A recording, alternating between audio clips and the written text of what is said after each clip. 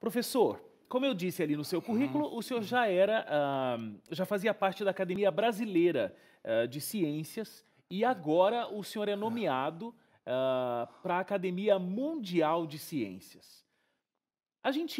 O mundo científico não é um mundo onde a gente tem muito acesso, né? As pessoas elas Verdade. sabem quais são as É. classificações dos campeonatos do futebol, mas elas não sabem muito Ah. como funcionam essas hierarquias acadêmicas e científicas. Explica para mim, o que significa ser membro da Academia Brasileira de Ciências e o que significa um membro da Academia Brasileira de Ciências ser nomeado para a Academia Mundial? Esse é um ponto interessante que você coloca. De fato, a população sabe muito pouco da ciência brasileira e da ciência em geral. Uhum. A ciência brasileira vai muito bem. Se eu tiver uma oportunidade, eu falaria um pouco então sobre a ciência brasileira. Mas especificamente a questão que você pergunta, eu diria a você que é uma honra muito grande fazer parte da Academia Mundial de Ciências. A Academia Mundial de Ciências ela foi fundada em 1983 por um prêmio Nobel de Física, Abdul Salam, e a ideia dele era exatamente congregar diferentes associações de ciências do mundo, por exemplo, a Academia Brasileira de Ciências é uma delas, e identificar pessoas que dão contribuições que eles consideram relevantes para a ciência de países em desenvolvimento. Então, a Academia Mundial ela tem atualmente 90 membros, é uma academia realmente bastante expressiva, ela tem na ordem de números redondos, 1.200 participantes, de países já desenvolvidos, tem da ordem de 120 aproximadamente, e tem já 15 prêmios Nobel, quer dizer, tem 15 prêmios Nobel que são associados. Eu não quero associar à academia, mas quer dizer que o prestígio realmente é muito grande, você faz parte de pessoas realmente de um alto padrão internacional.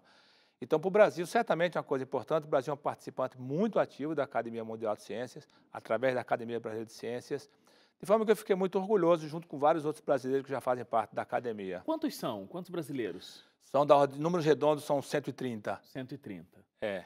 Para você ter uma ideia do que significa, quer dizer, o Brasil tem hoje da ordem de 220 mil doutores, mas participando em pesquisa e ensino na academia, portanto, produzindo conhecimento, o Brasil tem hoje da ordem de 130 mil cientistas em todas as áreas. Temos quantos doutores? Dá um pouco mais de 200 mil. 200 mil doutores. Agora, trabalhando em pesquisa, desenvolvendo conhecimento, pesquisa e ensino, dá ordem de 130 mil. Então, se Uhum. você quiser fazer uma conta assim rápida, significa aproximadamente um para cada mil. No Brasil, em cada 1.000 cientistas, você tem um que está na Academia Mundial de Ciências. O senhor falou sobre que a ciência no Brasil vai muito bem. A gente tem, sei lá, um conhecimento meio que do senso comum que diz É, que as oportunidades são muito complexas. Claro que isso depende é, da área é, específica também, é, mas que a é, dificuldade do pesquisador brasileiro é muito grande por conta é. de recursos e tudo mais. E muitos, quando acabam Hum. começando a se destacarem na sua área, eles vão para instituições fora do Brasil e acabam deixando a pesquisa nacional. Isso de fato acontece ou não? Eu tenho uma visão um pouco mais otimista em relação a isso, né? Quer dizer, você veja, a produção científica no Brasil hoje, ela de fato é muito expressiva. O Brasil é responsável hoje por aproximadamente 2,3% da produção científica mundial em termos de publicação de artigos em revistas qualificadas. Então, o Brasil sozinho é 2,5%. Isso o coloca num ranking de número de publicações, qualidade é um pouco mais difícil, podemos também até elaborar um pouco mais sobre isso. Mas em termos de quantidade, coloca o Brasil hoje em 12º lugar no mundo. Quer dizer, é uma coisa realmente expressiva. Eu acho que a ciência brasileira, ela tem um desempenho que realmente merece o reconhecimento da sociedade, embora eu acho que ela tem, mas talvez menos do que deveria. Então, isso significa que o Brasil realmente tem uma produção científica expressiva e é muito reconhecida, tem vários colegas nossos que têm tido desempenho internacional excepcionais. O que acontece, talvez, é o fato de que, até poucos anos atrás, a ciência ficava muito enclausurada dentro da universidade, que é uma tendência a mudar hoje. Quer dizer, a universidade tem hoje uma preocupação muito grande de tentar influenciar na sociedade. Isso tem dois aspectos que são importantes. Por um lado, se fazer conhecido e, consequentemente, conseguir o apoio da sociedade em situações como essa. Quer dizer, o governo, quando ele fala que vai fechar o Ministério da Cultura, é um levante extraordinário. Quando ele faz cortes expressivos, né, nas verbas para a ciência, por exemplo, pouca coisa acontece. Então, a sociedade não tem tanta consciência do desempenho maravilhoso que tem a ciência brasileira. Então, sim, de fato, tem tido esses cortes que são Realmente, eu acho que um país que pretende se desenvolver, ele tem que investir em conhecimento científico. O Brasil é o 36º país na ordem do número de investimento, quantidade de investimento em pesquisa científica no mundo todo. Quer dizer, e ainda assim, o desempenho do Brasil é o 12º em número de publicações. É o 12º. Agora, Quer dizer, o senhor mesmo disse, né? É uma questão número. Agora, a gente pode fazer uma análise sobre a qualidade do que se é publicado, né? Então, ok, numericamente até interessante, né? Na escala de países investindo financeiramente em produção científica é o 36º, mas em número de publicações, 12º. Agora, os acadêmicos, professores universitários, até tem uma certa reclamação de que um tempo atrás começou a se fechar um pouco o cerco pedindo massivamente número de publicações. E aí, então, tem-se menos tempo para se pesquisar porque precisa publicar logo. Então, a gente tem um número expressivo de publicações, mas e a qualidade dessa publicação? Então, a qualidade é um pouco mais delicado como que você mede. Tem vários aspectos que são colocados em geral para você fazer aferir a qualidade de uma ciência. Então, você tem, normalmente, o padrão convencional é você ver as citações dos trabalhos nas publicações de colegas internacionais. Quer dizer, o seu trabalho, quantas vezes ele é citado, etc. Mas isso tem alguns aspectos que, embora seja certamente uma coisa importante, e isso é muito utilizado, também tem alguns aspectos que ficam de fora. O primeiro aspecto é, nem sempre a sua produção científica de hoje ela vai ser citada nos próximos anos, ela demora um pouco mais a ser citada. Então, esse é um aspecto importante. Agora, o outro é que o impacto, e isso é uma coisa hoje, é um tema importante na sociedade brasileira, quer dizer, o impacto não é somente intracorpus, somente na academia. Quer dizer, é importante saber qual é o impacto daquela produção científica em outros aspectos da sociedade. Por exemplo, qual é o impacto cultural, qual é o impacto econômico, então, outros aspectos, e esses certamente são mais difíceis de medir. Então, hoje há uma preocupação, sim, da sociedade em verificar a produção da universidade. E aí, se você me permitir alongar um pouquinho mais, o que significa isso? Significa que a universidade hoje ela está buscando interação maior com a sociedade, porque a sociedade coloca problemas.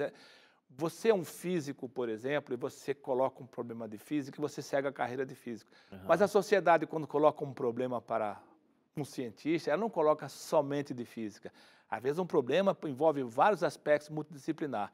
Então esse aspecto da ciência brasileira está evoluindo bastante, que é a questão de você considerar os problemas da sociedade e, portanto, um ataque mais multidisciplinar. Eu acho interessante isso que o senhor está dizendo, aliado a uma coisa que o senhor disse antes, né? A ciência está tentando, a ciência no Brasil, os cientistas no Brasil, então, estão buscando fazer com que a ciência saia de ficar somente nas salas das universidades, revistas qualificadas, mas que a sociedade realmente saiba o que é que está acontecendo. Essa divulgação científica é algo extremamente necessário e importante. Sem a menor dúvida, sem a menor dúvida. Isso se dá em vários cenários. Um cenário, por exemplo, é você ter mais interação com o setor industrial, né? Eu não gosto de falar setor produtivo, porque a universidade é muito produtiva. Claro. Então, com o setor industrial. Então, você tem parcerias hoje que estão aparecendo que são muito interessantes, portanto, uma relação mais direta com o setor, né, industrial e, portanto, financiamento de outras formas, que é até uma alternativa à situação que a gente vive com o investimento federal, né? Então, esse é um aspecto que a universidade está se abrindo para tentar atacar problemas que são da sociedade. Quer dizer, você imagina hoje, por exemplo, o trânsito em São Paulo, será que não existem soluções interessantes produzidas por conhecimento da academia que seria capaz de resolver problemas dessa natureza, a questão da violência? A Universidade de São Paulo tem um grupo dedicado a estudos da violência. Então, esses aspectos eu acho que começam a tirar a universidade. Agora, um aspecto que se você permite falar um pouquinho mais, existe uma ideia de que o cientista brasileiro está indo para o exterior, fuga de cérebros, que era uma coisa muito comum na minha época. Hoje em dia, eu diria a você que esse aspecto é um pouco diminuído, porque o que acontece é que a ciência hoje, com as facilidades de viagem, globalização, etc., então o cientista brasileiro participa de vários cenários, visita muito o exterior, vai muito em congresso, é professor visitante de diversas universidades, de forma que ele não fica necessariamente vinculado, né, a uma situação muito localizada. Então, hoje o cientista brasileiro, de fato, é um cientista internacionalizado, sem dúvida, sem dúvida. Agora, como é que essa relação pode se tornar mais próxima? Cientista e população, universidade e setor industrial, como o senhor disse, porque até são linguagens muito diferentes, né? Então, você pega alguém que está desempenhando um trabalho profissional e ele vai ler uma pesquisa acadêmica, talvez ele não consiga nem entender a linguagem. enquanto que o outro caminho também acontece. Como é que se faz para conseguir, de fato, na prática, juntar esses dois universos, o acadêmico e o prático, vamos chamar assim? Que é muito importante, né? Que é muito importante. Quer dizer, o desenvolvimento da ciência básica é essencial para o desenvolvimento futuro, etc. Mas a aplicação da ciência na sociedade é uma demanda hoje cada vez mais forte. Então, para dar um exemplo, na Universidade de São Paulo tem duas coisas que são interessantes mencionar. Incidentalmente, eu sou o atual pró-reitor de pesquisa da Universidade de São Paulo. Então, tem dois aspectos que estão sendo colocados lá. Hoje a gente tem o que chama Agência USP de Inovação. Então, você tem um órgão dentro da universidade em que ele está preocupado exatamente com essa questão de inovação e, portanto, ele faz a conexão entre pesquisador da universidade e o setor industrial, etc. Então, hoje, uma pessoa da sociedade, do setor industrial, que tem um problema específico, ele pode contatar a agência USP e, consequentemente, ela vai identificar quem são os parceiros. Adicionalmente, foi criado agora também o chamado Inova USP, que também é preocupado com esse tipo de coisa. Então, hoje eu acho uma preocupação nas universidades de você criar setores que fazem esse meio de campo entre os acadêmicos e a sociedade. Isso existe no nível individual, quer dizer, nada impede que eu tenha um problema e tente uma interação com o setor, com a indústria, mas de uma maneira mais organizada, hoje a universidade está preocupada com isso e criando setores mais organizados para fazer essa interação entre os dois lados. Fundamental. Muito importante, sem dúvida. E tem um aspecto, né, Wagner, que é muito importante, é que com a escassez de recursos do governo federal, o governo, veja só, o governo sempre tem que estar envolvido com o financiamento. Isso é uma coisa conhecidíssima. Essas grandes indústrias que foram criadas, esses startups que nos Estados Unidos, etc., todos tiveram apoio do governo. Então, isso é muito importante.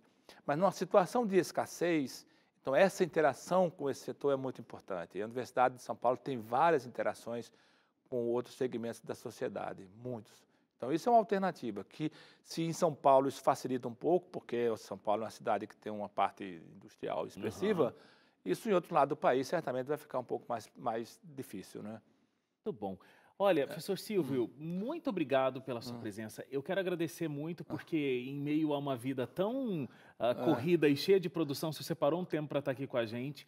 Parabéns pela indicação. Muito obrigado. Pela indicação não, pela nomeação, né? Houve o momento da indicação, agora o senhor já está nomeado e toma posse no mês de novembro. Exatamente, em Trieste, na Itália, que é a sede da academia. A sede da Academia Mundial, fica na Europa. Isso. E que realmente, mais um acadêmico brasileiro fazendo parte dessa academia mundial, a gente possa ser cada vez mais visto, né, no escopo, no universo científico, que a gente possa ter cada vez mais investimentos, porque, como o senhor mesmo disse, é tão importante que a gente tenha a valorização governamental, né, o investimento governamental, para que essas ações todas continuem.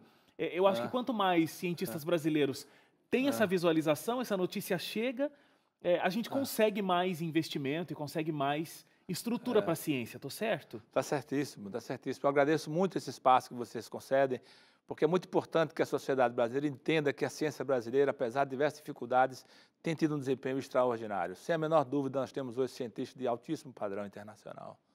Reconhecidos e visitando diferentes países, diferentes seminários, como o senhor colocou aqui. Sem dúvida. Achei muito interessante, inclusive, já devia ter terminado, mas enfim. Só esse lado.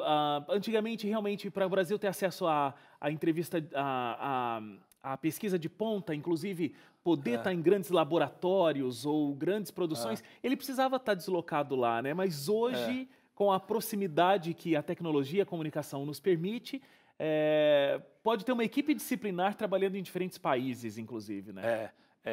Se você permite eu dar um exemplo numérico que é mais fácil para as pessoas apreenderem. Sim. Então, assim, quando você faz a avaliação da qualidade da ciência, tem órgãos especializados que fazem isso.